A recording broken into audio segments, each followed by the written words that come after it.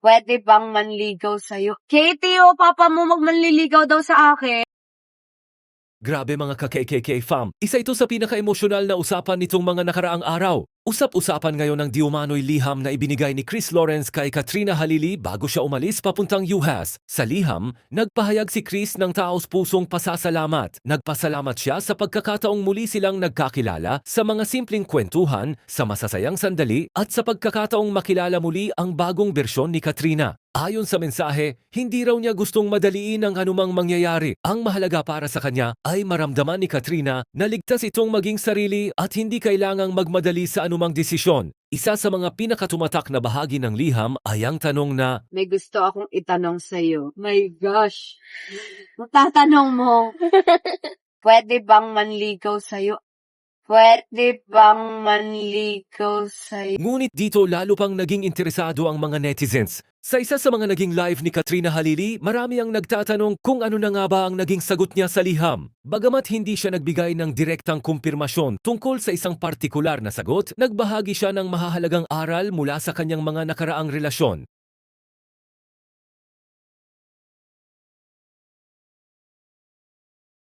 Ibinahagi rin niya ang mensaheng Know Your Worth.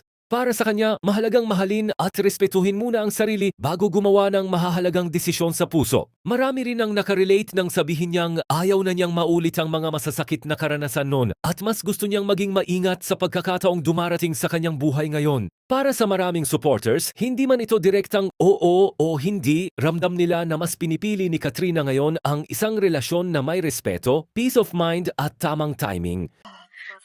The conversation, random moments, and even the quiet times na magkasama tayo. These past few months have been really special to me. The more I get to know you. Wait, guys, may hormones. Ano to? Tingnan mo si Lara umiiyak din. Ano nangyari? The more I get to know you, the more I appreciate you. Yung kindness mo, and the way you love Katie and yung mga taong mahalaga sa'yo. I know, right? I know, right, Chris? May maubos na natin itong tissue. Wala pa sa kalahati. Okay. I'm not here to rush anything. I just want you to feel safe. Safe to be yourself. Safe to take your time. Safe knowing that whatever happens, my intentions with you are genuine.